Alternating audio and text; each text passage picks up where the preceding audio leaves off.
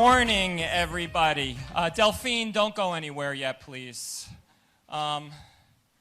Delphine, I just want to thank you on behalf of everybody here. First of all, for that warm introduction, but also for your tremendous courage and activism, and for taking a tragedy that is unthinkable to most of the people here in this room and turning it into such real change. And I hope you're proud of the opportunity to be here today and everything you're accomplishing. Thank you.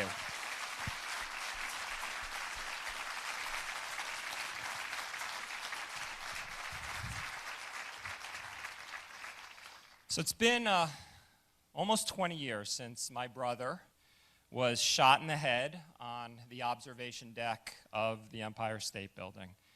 Since that day, I have dedicated my life alongside so many others, like Delphine and like many others here in the room today, to prevent other families from going through what ours have. And this morning, I am here to introduce and wholeheartedly support someone else who has been fighting that same fight even longer than I have, someone who has been a true national leader and advocate for the safer nation we all want and deserve, Hillary Clinton.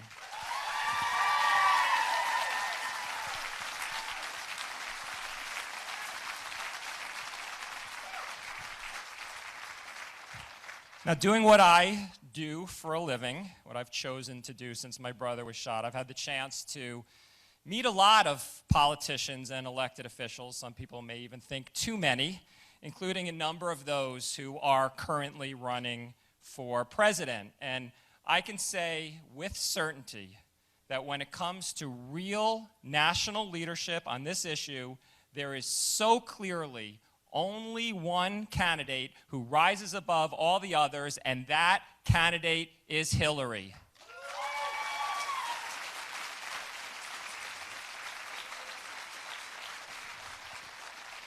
There's only one candidate who was fighting alongside this organization when we passed the historic, life-saving Brady bill. Now, this is important. Bernie Sanders actually voted against it, but there's only one candidate who fought for it, and that candidate, say it with me, is Hillary. And then there's a bill called PLACA, the Protection of Lawful Commerce in Arms Act, passed by the gun lobby and its lapdogs in Congress. Literally one of the most evil pieces of special interest legislation passed in this nation in decades. Bernie Sanders actually cast his vote to help pass it. There is only one candidate running for president who voted against it, and that candidate is Hillary. And as far as we're concerned, if you want a president that will stand up to the corporate gun lobby and continue our march toward historic change, there is clearly one candidate that deserves your vote, and that candidate is Hillary.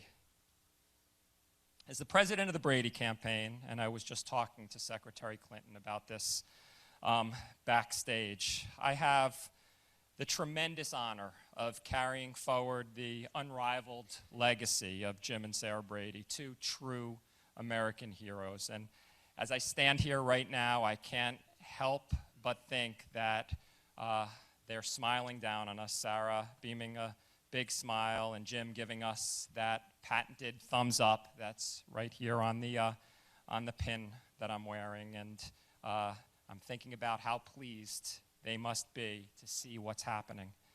I think of how many lives have been saved as a result of the Brady law and Brady background checks, which have blocked more than 2.4 million sales to the people that we all agree shouldn't have guns: convicted violent criminals, domestic abusers, the dangerously mentally ill. I think, yes.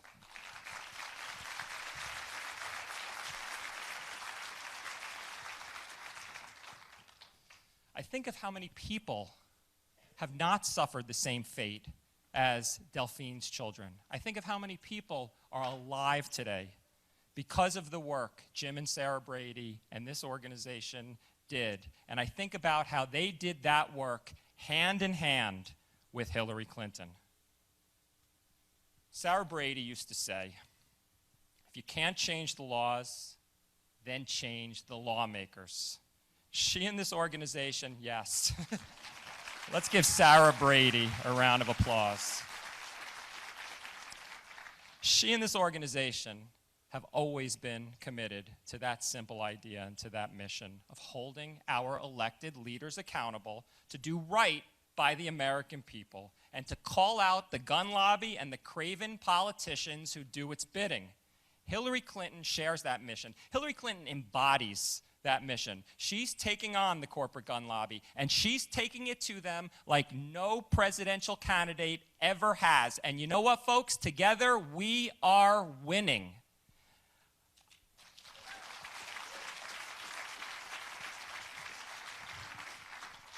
I've been going around saying that we truly are at a tipping point for the issue of gun violence prevention in our nation. And I am certain that Hillary Clinton is a big part of the reason why we are here. She has made our safety the centerpiece of her campaign because, like the rest of us, Hillary Clinton has had enough.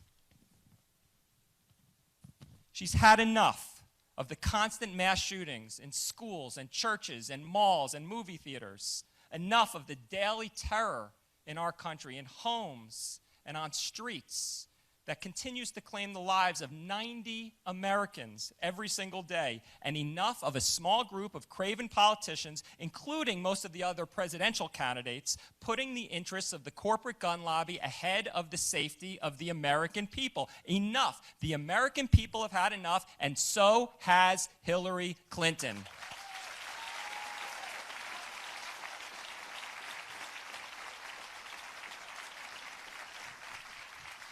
And I have no doubt that as president, Hillary Clinton will continue to take it to the corporate gun lobby. She will help us finish the job and expand those effective, life-saving Brady background checks to keep guns out of the hands of the people that we all agree shouldn't have them, like convicted violent criminals, domestic abusers, and terrorists. She'll help us crack down on bad apple gun dealers, the small number of gun dealers in our country that sell almost all crime guns. 5% of gun dealers sell 90% of the guns that are devastating our cities and communities and streets across the country. And she will do it with a fundamental respect for the Second Amendment and without compromising the right of law-abiding citizens to responsibly buy and sell guns. And that is important. Hillary, quite simply, will put the safety of American citizens first and make this the safer nation that we all want and we all deserve. And that is why I am so proud to stand here today on behalf of the Brady Campaign to Prevent Gun Violence, our millions of supporters and activists across the country, to endorse and now introduce the next president of the United States, Hillary Clinton.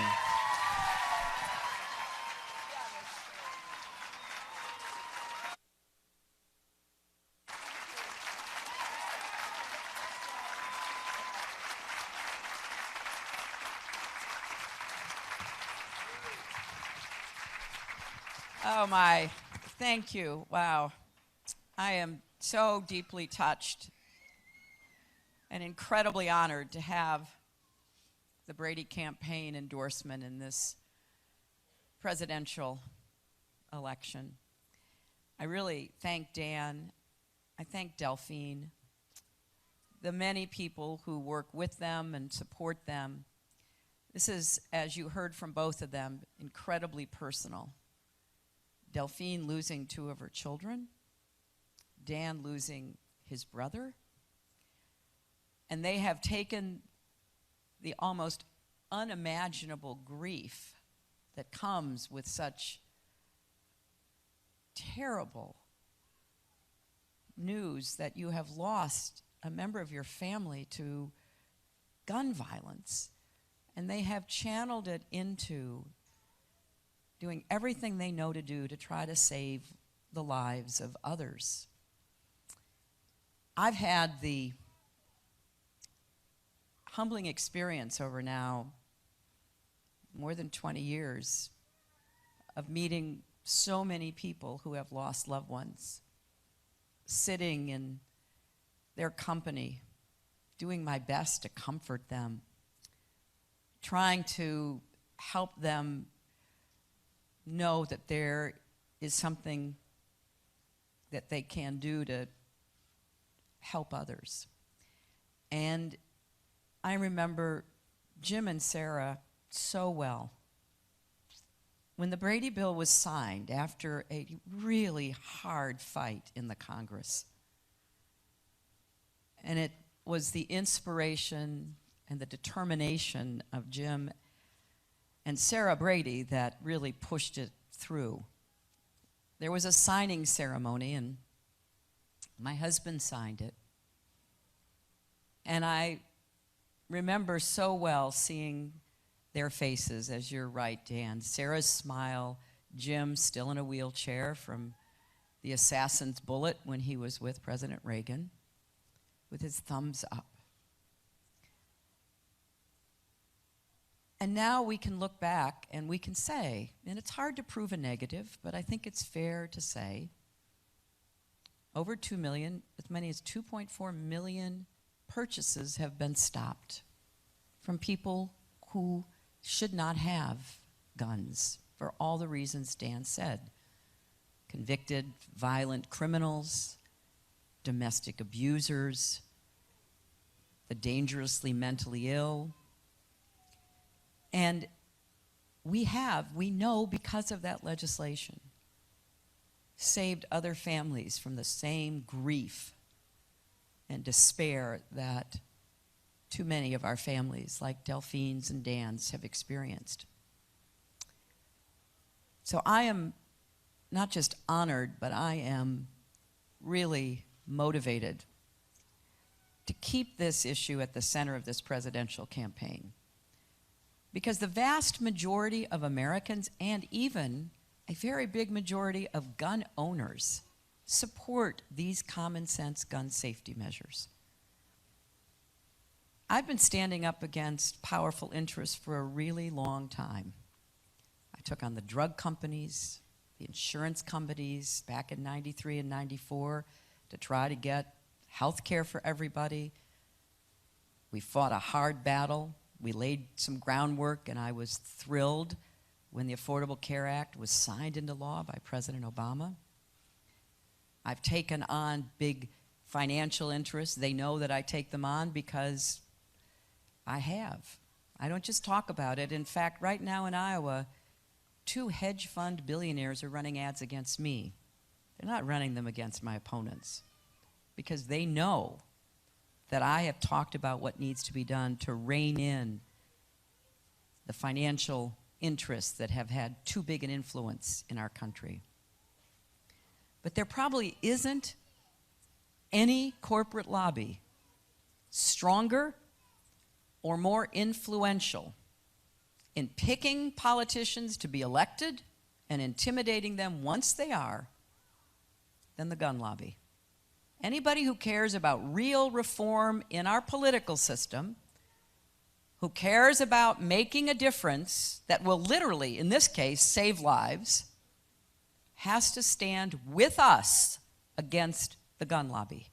That is an absolute must. And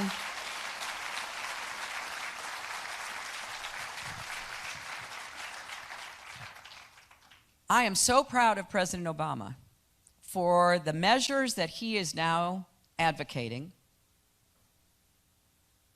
If you watched him in that press conference where he announced the executive actions he would take, the increased enforcement that he would direct the ATF and the FBI to make, you could see the emotion.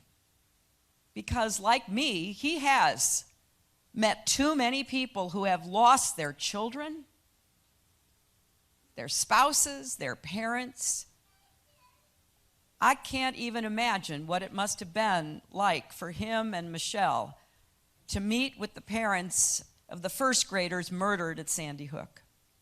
Because I've met with some of them since. Looking in their faces, unable to really think of the words that one can say in the face of such horror. And there was a great effort, a bipartisan effort, to do more on background checks, more to try to have better information and understanding of who among the mentally ill, like the killer in Sandy Hook, needed to be prevented from having guns. It was bipartisan. The Democratic senator from West Virginia,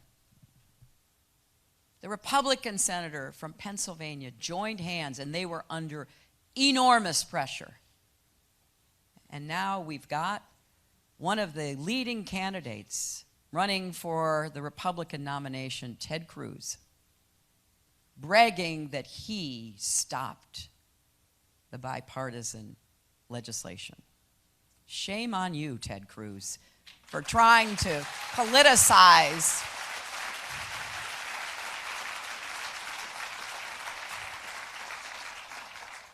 this horrible mass murder instead of working to find solutions.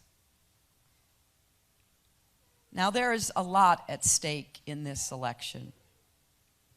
I think you're here because you know that. And I'm very grateful to all of you who have already decided to support me in the caucus in now less than 3 weeks, on February 1st.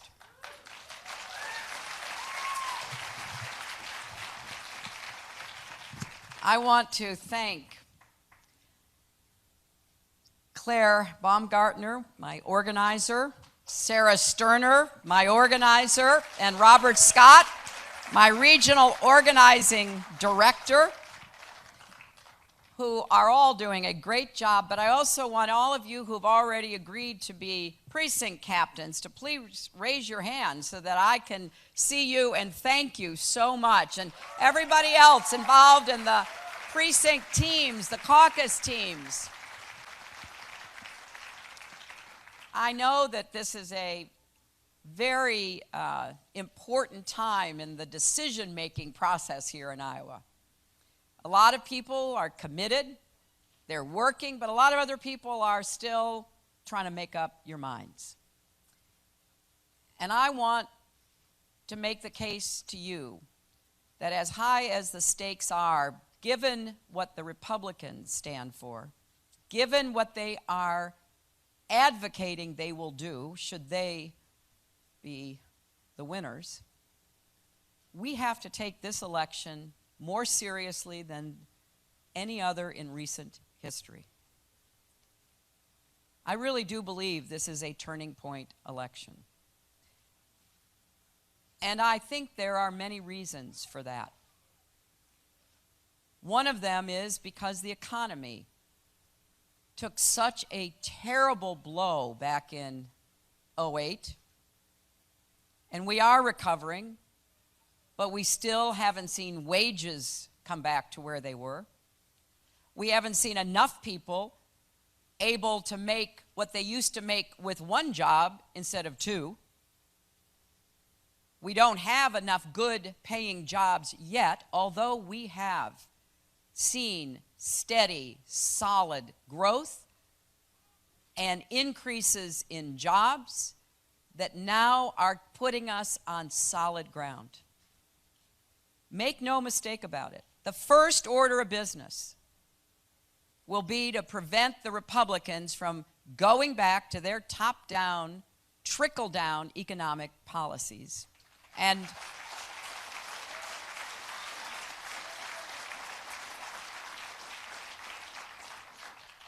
putting us back in the ditch, which is what they always do to us. You know, I say this all the time, and I hope you will share it with your friends. The Republicans get a little annoyed at me, which is fine. That's nothing new. But the economy does better when we have a Democrat in the White House, and we know that.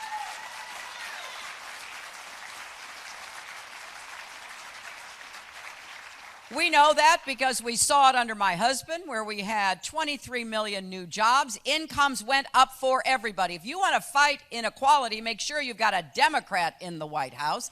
And not only that, more people lifted out of poverty than at any time in recent history. And we ended up with a balanced budget and a surplus. So if you have any doubt about what awaits our country, if we should, unfortunately, have a Republican going into the White House in January of 2017, go back and look at what preceded my husband and succeeded him and preceded President Obama. We had back to trickle down. I fought against it. I fought against their tax cuts. I voted against their tax cuts. I spoke out against their tax cuts. I spoke out against President Bush refusing to pay for the 2 wars that he waged. I spoke out against the lack of accountability and oversight and the special deals that went to special interests. Yes, I did represent New York, as one of my opponents constantly reminds people. I find it kind of interesting, he always, whenever I say, you voted against the Brady Bill 5 times, you voted for what the NRA said was the biggest NRA priority, giving them immunity. He says, well, I'm from Vermont. Pat Leahy, the other senator from Vermont, voted against immunity for the gun lobby. So, no, that's not an explanation. And similarly, I went after carried interest, the hedge fund billionaire special loophole. I went after derivatives and swaps. I went after corporate executive compensation. Some of my ideas got into Dodd-Frank, even though I was no longer in the Senate.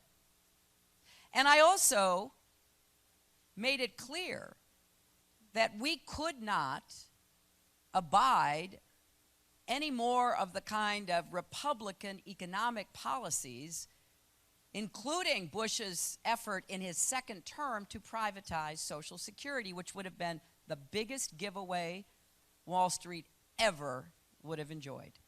I was one of the leaders of the efforts to prevent that from happening. So don't talk to me about standing up to corporate interests and big powers. I've got the scars to show for it, and I am proud of every single one of them.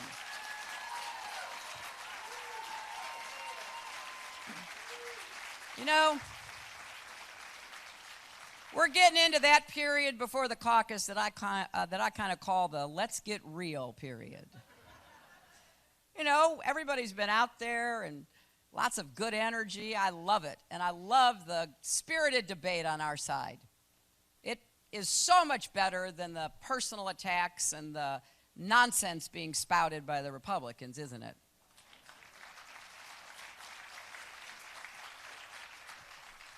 But we do have differences.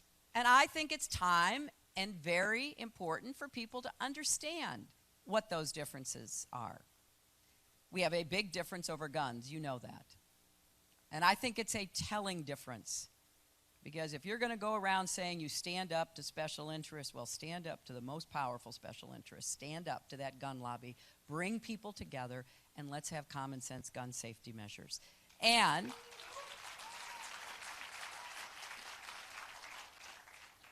we have a difference on health care.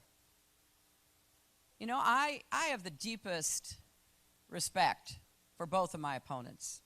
Both Senator Sanders and Governor O'Malley have served with distinction and dedication, and I'm proud to stand on that debate stage every time we're together. And as I say, it's the differences between us pale in comparison to the differences we have with the Republicans. But on health care, we have a significant difference. You see, I want to defend the Affordable Care Act because I think it was a historic accomplishment that our country finally reached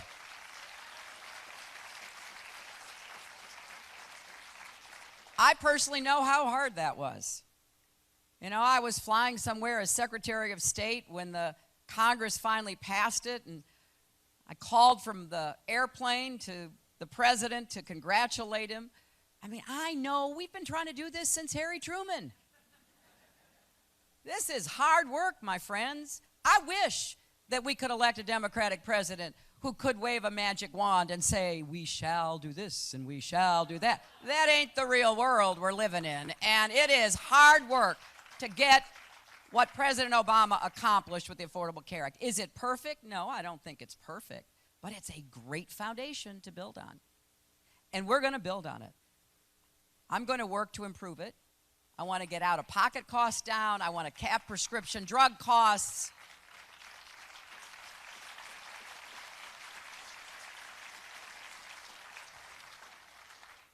But I will never let the Republicans repeal it. And I was so glad that President Obama was sitting in the White House when the Congress voted to repeal it last week, and he could veto it. A Republican president would sign it, wouldn't he?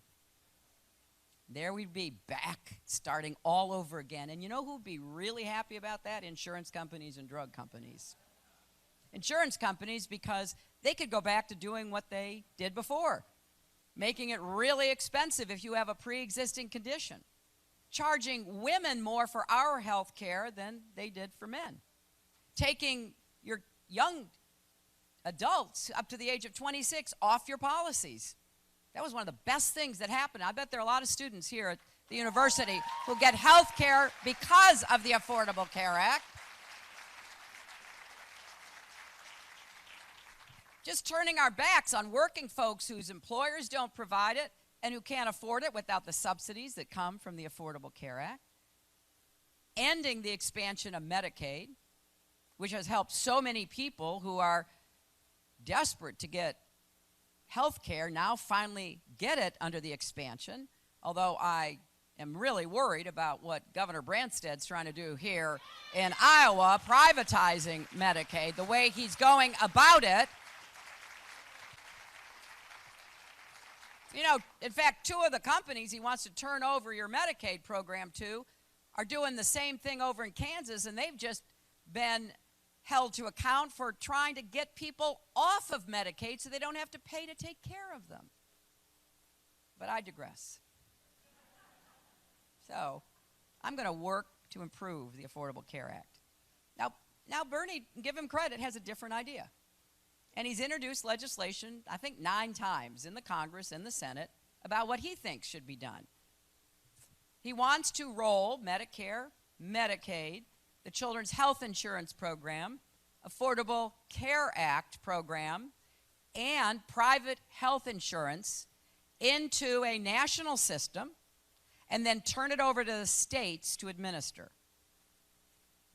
Now, if that's the kind of revolution he's talking about, I am worried, folks. I think that would be a big problem that would run the risk of actually hurting families, not helping. I think to turn our health care over to the governors, with the record we've seen of Republican governors refusing even to expand Medicaid, and the legislation he's introduced requires that states chip in. I think it's 14%. We have a disagreement about the best path forward, the one most likely to get costs down, cover everybody, and be affordable. Because Senator Sanders has put forth his plans. The most expensive by far would be this very fundamental change in the way we deliver health care. And most independent, nonpartisan analysts have said, look, he's proposing plans that would cost somewhere between $18 and $20 trillion. That would be a 40% increase in the federal budget. There's no way that can be paid for without raising taxes on the middle class. The arithmetic just doesn't add up. I don't think it's the right way to go. In fact, I have said, and am the only candidate on either side, saying that my goal is to raise incomes on the middle class, not taxes on the middle class. That's where I think our greatest need is right now. But Senator Sanders and his campaign have said they're going to roll out how he would pay for all of this before the caucus in Iowa. And I, for one, will be eager to see it because I have been laying out how I will pay for everything. And my plan is kind of simple. We go after the wealthy to pay for what the middle class, working people, and poor people need. We impose a new system of taxation that will finally get them to pay their fair share. Some of the elements of that, well, one is called the Buffett Rule, named after your neighbor from Nebraska, Warren, the Oracle of Omaha. And he has been just determined to make the case, and I buy it, that you should, as a millionaire, be required to pay a minimum tax. He suggests 30%, so that you can't get out of it by sending money to the Bahamas or money to the Caymans or taking ordinary income and pretending it's capital gains and all the other tricks that they play. I buy that. I think that is a smart way to help fund some of our priorities. I also, this week, have rolled out what I'm calling the Fair Share Surcharge. On incomes $5 million or more, a 4% surcharge. Again, so that we don't let people play the games, use the gimmicks that gets their taxes and their rates lower than their secretaries or a teachers or a nurses. Of course, we're going to close loopholes like carried interest, which I've been calling for repeatedly. We're going to go after a lot of the corporate loopholes that enable companies to actually do better when they transport jobs overseas and keep money overseas instead of bringing it back to the United States, investing it right here in Iowa and throughout our country. So these are important differences that caucus goers should have a chance to compare and contrast because it really matters what we stand for as we go into a general election against the Republicans. Because I will give them this. Nobody in America does better at tearing people down than the Republicans. They are experts at it. They started the negative campaigning that we have known over the last decades. So you got to know what you stand for, you got to be able to defend it, and you have to withstand the barrage of attacks that will come against our Democratic nominee. I am still standing. And part of it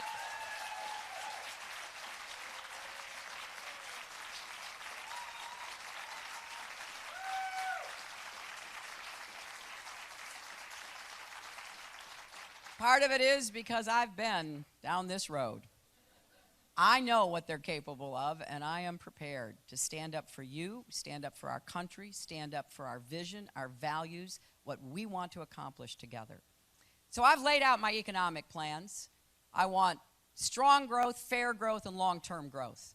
That's why I want more investments in infrastructure, jobs that have to be done here that can't be exported.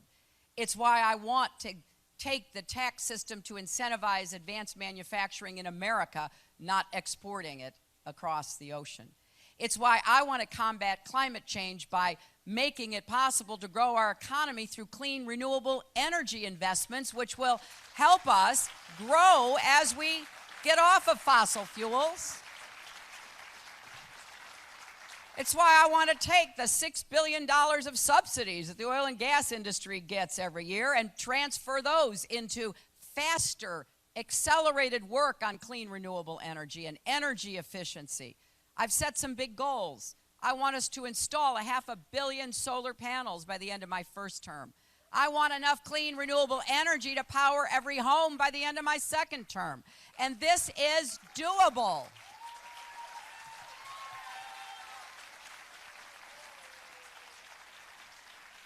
Now, I know the Republicans are still in their climate denial phase. Honestly, I don't think they're all that ignorant. I just think, again, they do what their puppeteer, the Koch brothers and others tell them to do. But the fact is they still deny it. And I've said this before. I think I said it right here at Iowa State. If you ask them, well, do you believe in climate change? And they say, well, I don't know, I'm not a scientist. The answer should be, well, go talk to a scientist. There are a bunch of them here who could actually explain it to you and tell you why we have to deal with it.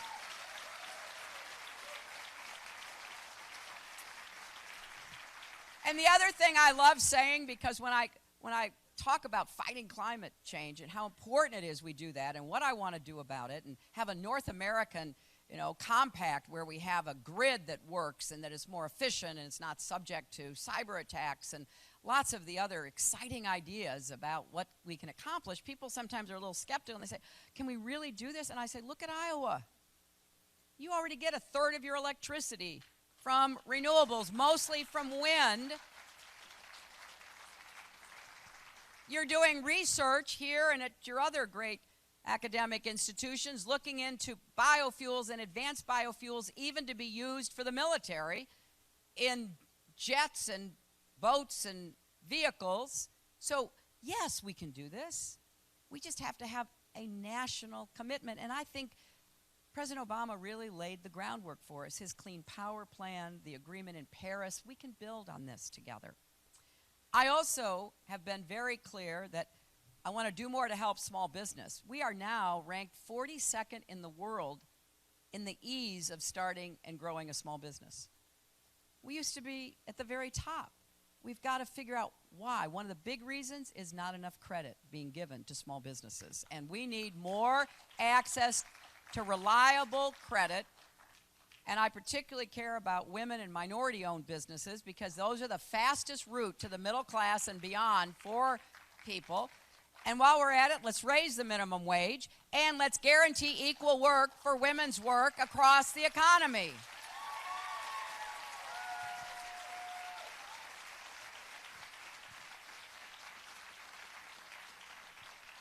In addition to defending the Affordable Care Act, I want to do more to help that balance between work and family. That's why I'm for paid family leave. I want 7 days of paid sick days and 12 weeks of paid family leave because there are so many families who are stretched almost to the breaking point trying to take care of a newborn child, an adopted child, an ill spouse, a parent with Alzheimer's. We've got to do more to support caregiving. And so I have plans to actually help there. And it includes more research into Alzheimer's, the 6th leading cause of death, and we don't have an effective treatment. We have no idea about a cure. And I also want to pledge to the teachers and educators here in this audience, active and retired, I want to be a really good partner to work with you to do what works for kids. We need to get back to basics. And by basics, what I mean is not drilling and testing. It's treating every child uniquely, individually, providing support, having a varied curriculum, giving the child the help they need to be successful in school.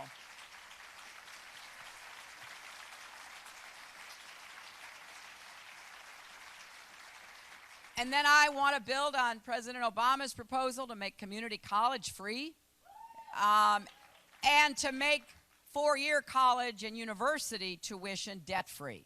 You should not have to borrow money to be able to afford to go to this great university or any other that is public. And we have to refinance student debt. And the way we'll do that is what we do with home mortgages and car payments.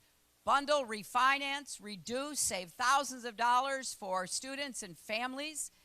Put an end date on when your obligation, if you are faithful in paying, ends. Have more income contingent repayment plans so that you're paying as a percent of your income. When I got out of law school, I went to work for the Children's Defense Fund. I didn't go to some big law firm.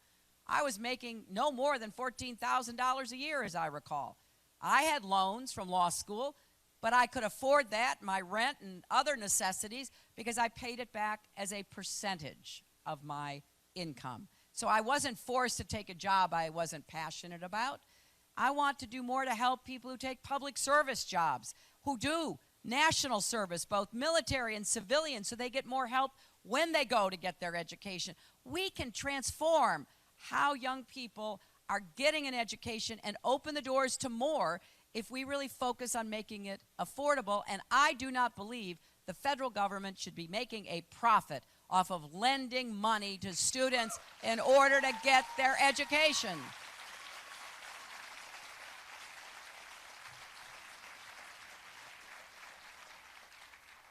And let me also say that when it comes to national security and foreign policy, I hear the Republicans. They seem to have one of two approaches. One, bomb, carpet bomb some more, send American ground troops, call it a day. That's their national security policy, best I can understand it. There are a few who say, no, we shouldn't get involved anywhere, anything, nothing is going to be important enough to do anything to help anybody. Equally unrealistic.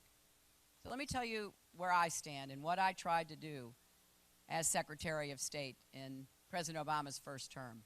The United States must lead. If we do not lead, it's not that we have someone else step up and lead consistent with our values, consistent with increasing peace and prosperity. We have a vacuum. And it's filled by aggressive states, and it's filled by aggressive networks of criminals, terrorists, and others. So we have to lead. It's just a question of where are we leading and what are we trying to accomplish. Now, when I hear the Republicans, you know, they string our names together. They'll say, oh, the failed Obama-Clinton foreign policy. I listened for a while. I'm waiting for them to blame me for the fall of the Roman Empire. They haven't gotten quite that far yet. They're on their way. And then I thought to myself, okay, maybe they don't know what I did. So I sent them all a copy of my book, Hard Choices, about the hard choices I made and I was part of in my time as Secretary of State. I figured, you know, there were so many of them, they could have a book club. They could sit around and read it and talk about it. And I thought, you know, if they want to know how you use diplomacy to try to bring Iran to the negotiating table by imposing crippling sanctions, including getting Russia and China on board, they can read about it, because I started right as soon as I was appointed. It took about 18 months, then we had to enforce them, and then we could get them to the negotiating table because it was really hurting them. That's the only reason they decided to negotiate, because, you know, they'd already mastered the nuclear fuel cycle under George W. Bush, something Republicans don't like to talk about. They'd already built covert facilities, were stocking them with centrifuges. So when President Obama and I came in, they were on their way to a nuclear weapon. And we were inheriting that, just like the terrible economic crisis. And there were neighbors in the region who were going to do whatever it took to prevent that from happening. So we had to really use tough, smart diplomacy. And we held the first meetings exploring what was possible when I was there, and then began the more formal discussions shortly after I left. And I support the Iran agreement. It put a lid on the nuclear weapons program, and it gives us the best chance to try to prevent Iran, not only from obtaining a nuclear weapon, but creating an arms race in the most dangerous region in the world.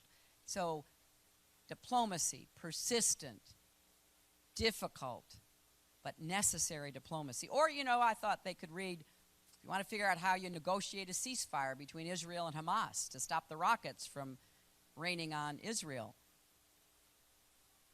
I flew from Cambodia, where I was with President Obama, to Israel to try to negotiate a ceasefire in November of 2012.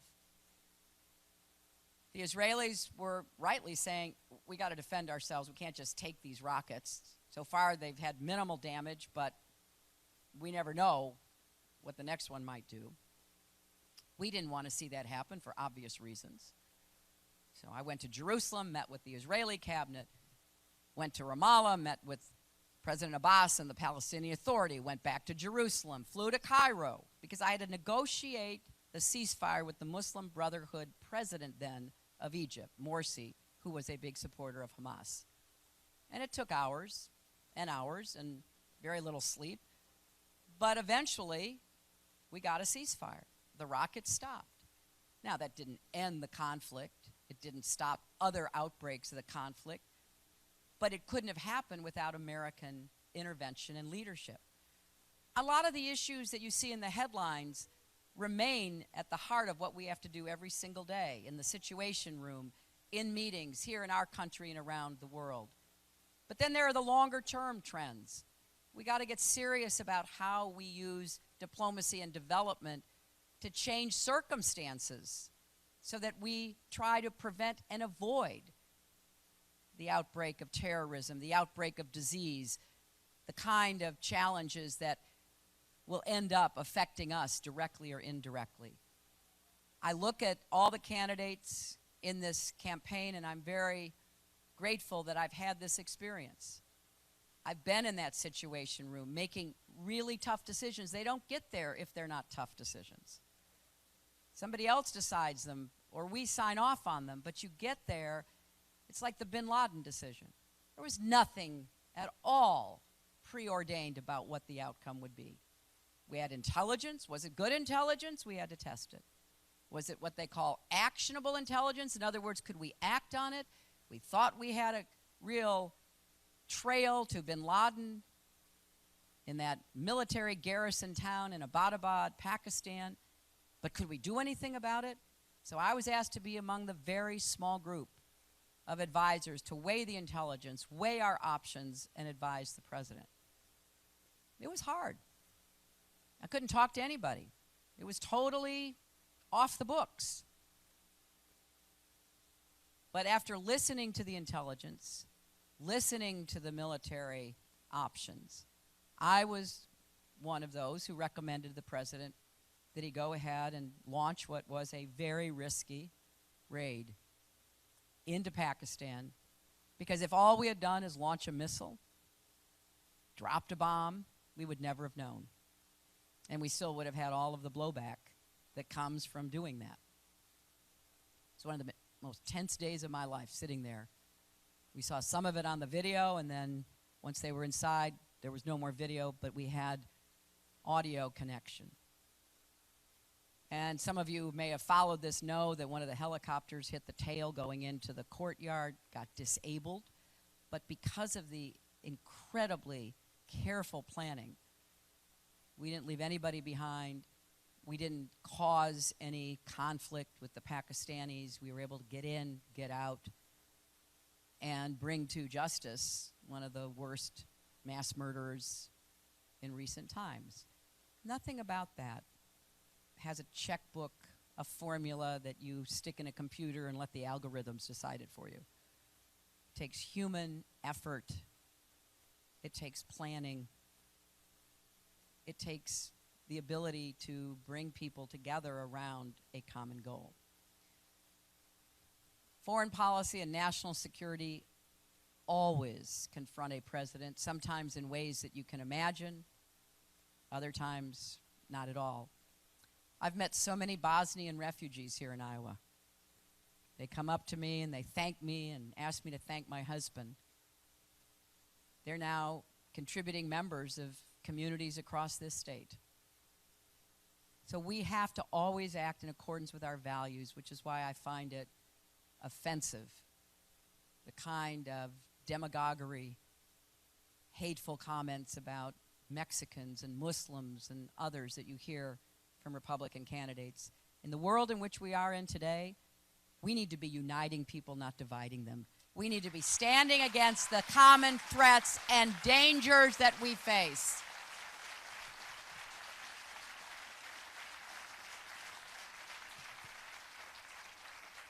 And let me just end on this litany of concerns that I have coming from the Republicans, and knowing as you listen to them, it's hard to find any personal right that they support other than the Second Amendment. Human rights, civil rights, women's rights, gay rights, voting rights, worker rights, the list is long. Well, I want you to know where I stand. I will defend a woman's right to make the most personal health care decisions that any person has to face.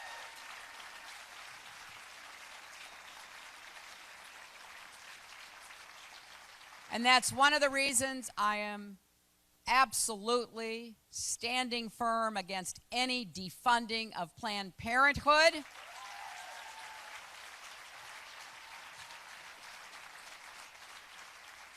I am very honored to have the endorsement of the Planned Parenthood Action Fund, and I want to thank Heather Jorgensen and all the NARAL members for NARAL's endorsement as well. Thank you.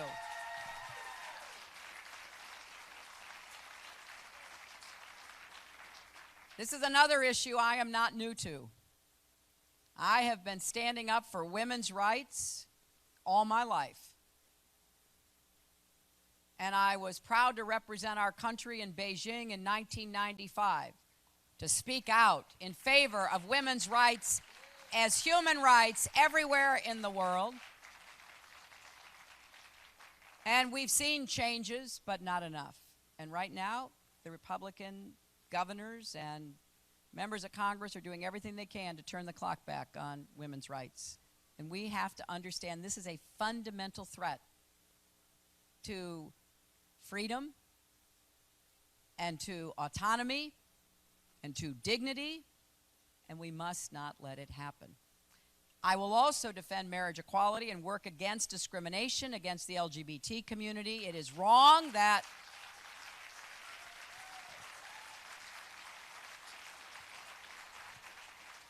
it still persists. I have been fighting against the suppression of voting rights that is now going on in many states in our country. We must stand up for voting rights. And we must reverse Citizens United. It is a corrupting, pernicious influence on our political system.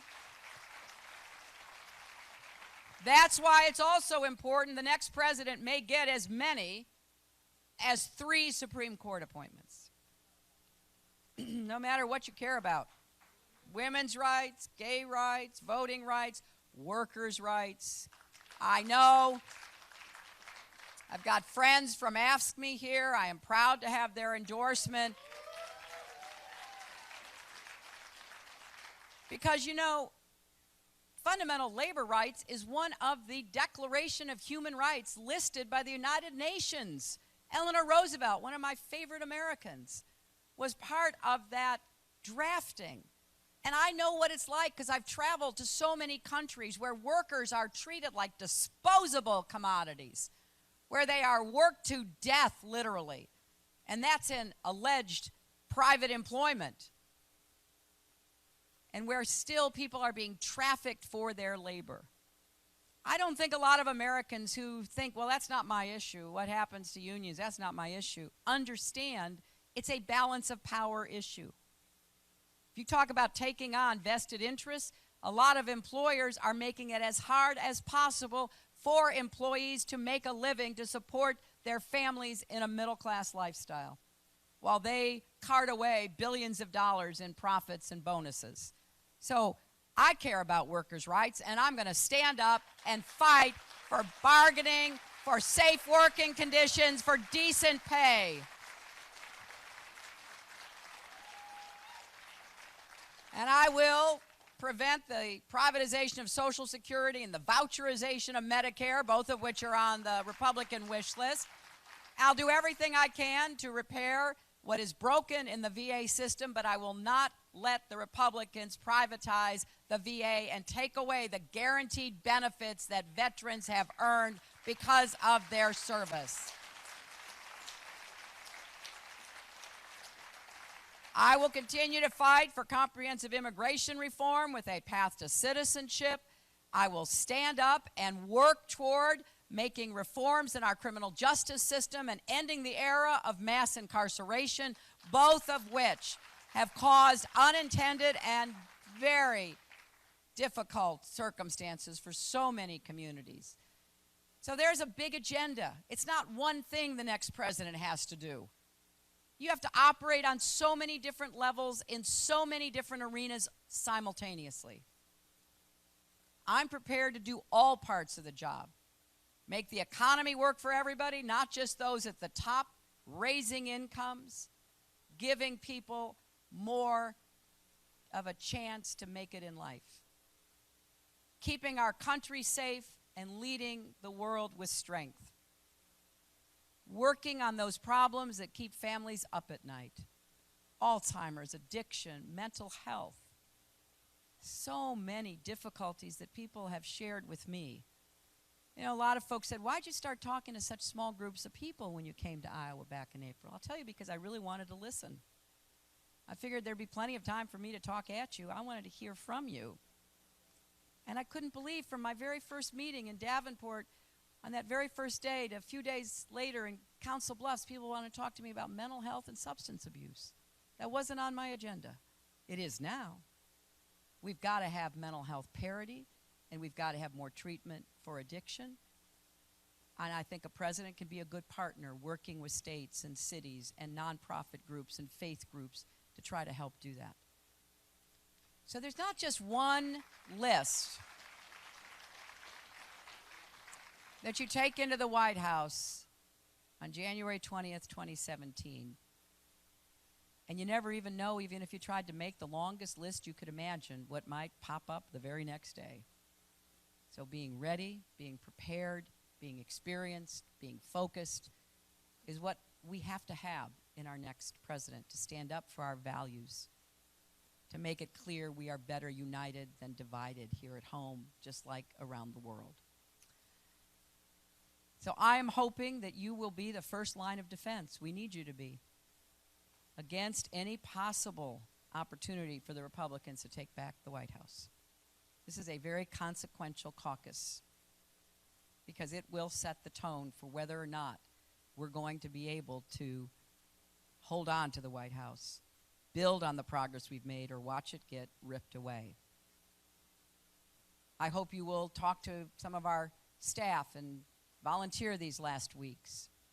Go to our website, hillaryclinton.com/Iowa. Text JOIN, JOIN, 47246 to see how you can get involved. People ask me, well, how do you do this every day?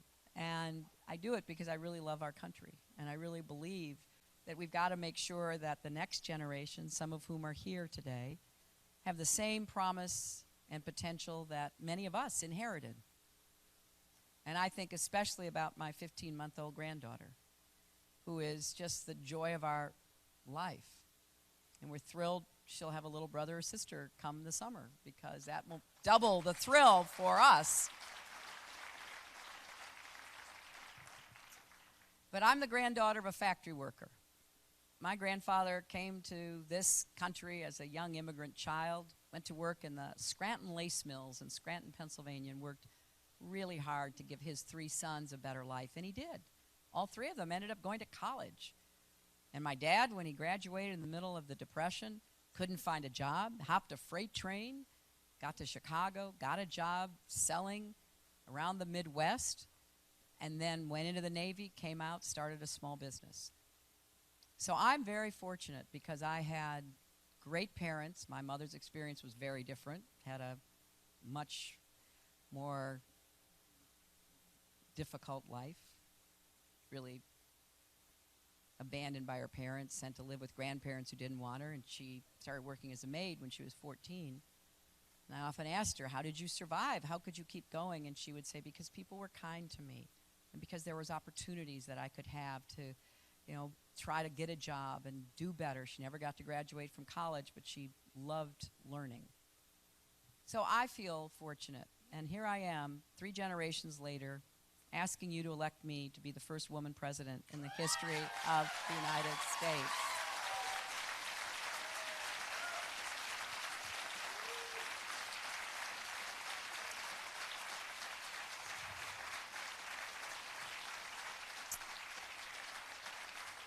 And I want you to know I will do everything in my power as your president, not just to make sure my granddaughter has opportunities in our country, but that every child and grandchild does as well.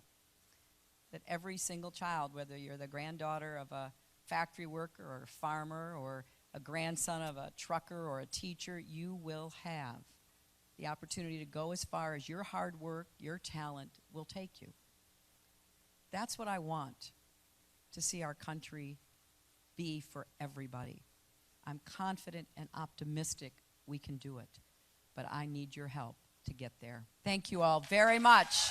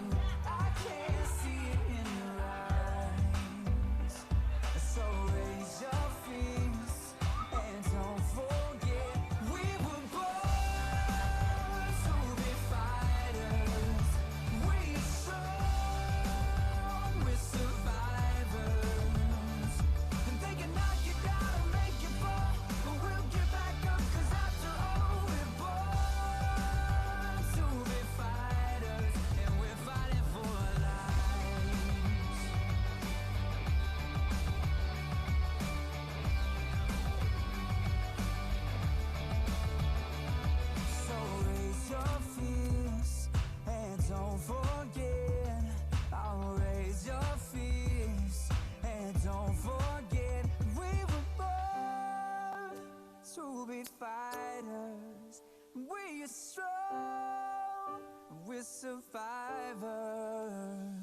And they can knock you down and make you fall, but we'll get back up, 'cause after all we're born to be fighters.